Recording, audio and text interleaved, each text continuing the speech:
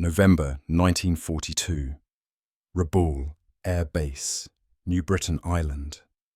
The air smells of burnt oil and coral dust. The sun beats mercilessly against rows of battered Mitsubishi A6M Zero fighters. Their once proud silver fuselages now streaked with soot and salt. Mechanics work shirtless in the humidity, tools clanging against metal, shouting orders over the drone of distant engines. Above them, Allied bombers trace contrails across the tropical sky, a reminder that Japan's air supremacy in the Pacific is slipping away. Yoshio Kobayashi, 25 years old and barely an ensign, wipes the sweat from his brow as he leans over the open-engine cowling of a Zero. He's not a pilot, not one of the celebrated heroes whose names appear in Tokyo newspapers. But his hands have kept those heroes alive. Beside him, his superior, Chief Engineer Takahashi, curses under his breath. 3 more grounded, he mutters, looking at a clipboard covered in grease marks. Engines seized. Parts from truck haven't arrived in 2 weeks. Kobayashi glances at the runway.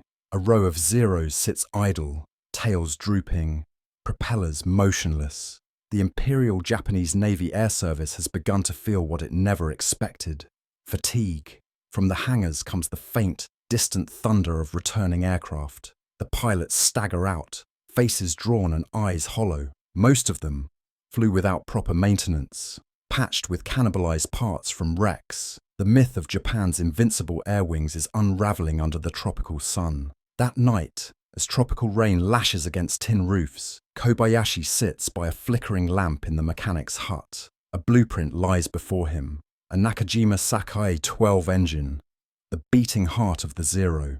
He picks up a wrench, studies the modular layout and whispers to himself, if we can change engines like ammunition, we can keep them flying. December 3rd, midnight, Rabaul. The storm outside is deafening. Inside the hangar, Kobayashi moves quickly, his lantern flickering against the aluminum skin of a grounded Zero. Around him, 2 junior mechanics, Hirose and Kamida, work by instinct rather than manual. Every second counts. Commander said this one's scrap, Hirose mutters. Kobayashi doesn't answer. He's prying at the engine mount bolts, sweat and rain dripping down his arms. He's thinking faster than he can speak. The Sake engine is simple, light, and air-cooled, but the Zero's design isn't meant for modular swaps. Every aircraft is hand-fit, every component delicately balanced. But Kobayashi sees something others don't: the possibility of standardization. He gestures to Kamida. Help me lift the forward cowling, carefully. We'll fit this engine with a mount from aircraft number 17. It still has intact locking lugs. The younger man hesitates. Sir, that's from a different production batch. Exactly, Kobayashi interrupts. We'll make it fit. Hours pass. Rain seeps through holes in the hangar roof, dripping onto the stripped fuselage. Using spare piping and scavenged steel from a downed G4M. Betty Bomber, Kobayashi fashions a modular engine cradle, a frame that allows a Zero's power plant to be detached and replaced without tearing down the airframe. It's crude, ugly, and likely to fail, but it's something. At dawn, a commander storms in. Who authorized this? He barks, glaring at the disassembled fighter. Kobayashi salutes sharply. No one, sir. But if this works, that Zero will fly again by sunset. The officer laughs bitterly. Then you'll have achieved what Tokyo cannot. Outside, the rain stops. The morning sun breaks through the clouds, glinting off a line of silent, wounded machines. December 4th, 1942. 1700 hours. The rebuilt Zero sits at the edge of the coral runway. Its new engine gleams under the tropical light, fastened to Kobayashi's improvised mounting system with bolts scavenged from wrecks. A small crowd gathers. Pilots, ground crew, even the skeptical Chief Takahashi. The air smells of aviation fuel and salt. Kobayashi wipes his hands, heart pounding. Fuel line's tight. Check twice, Hirose replies. If this blows, it'll take the hangar with it. Then stand back. He signals to the pilot, Ensign Fujita.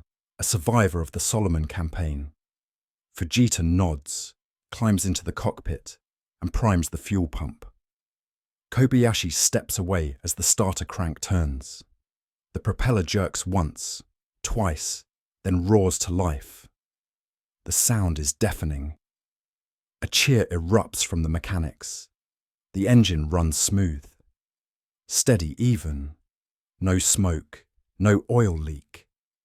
Fujita grins, shouting over the din. "She's alive!" Minutes later, the Zero lifts off the runway, gliding over the turquoise sea. The crowd shields their eyes as it circles once, twice, then banks gracefully toward the setting sun. For the first time in weeks, the imperial insignia rises clean and confident over Rabaul.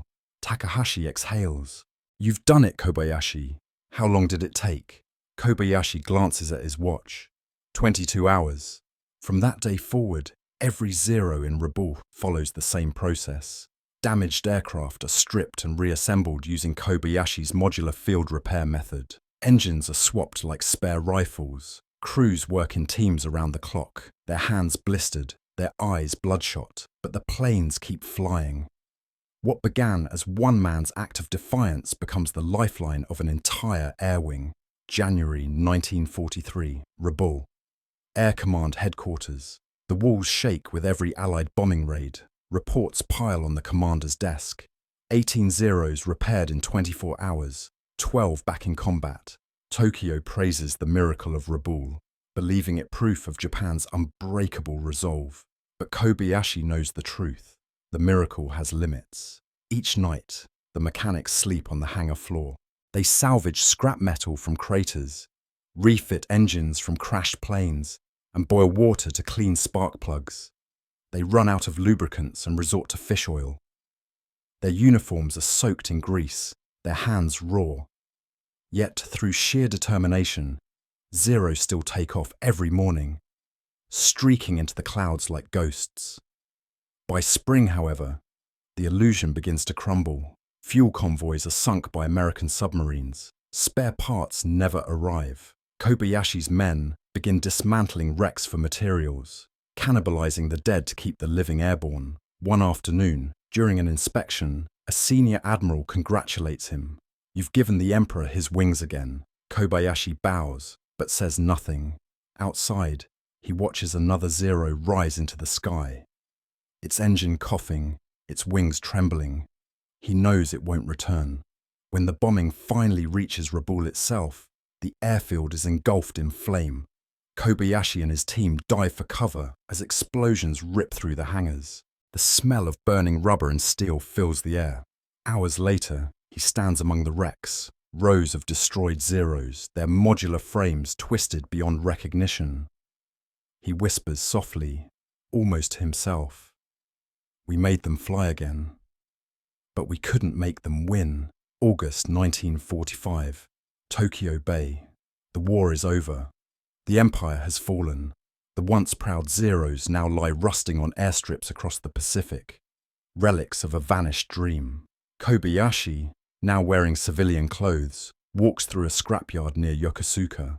The sound of distant hammers echoes as workers melt down aircraft for steel. He stops beside a dismantled Sake engine, the same model he once revived in Rabaul. Its surfaces are corroded, but the design is still elegant.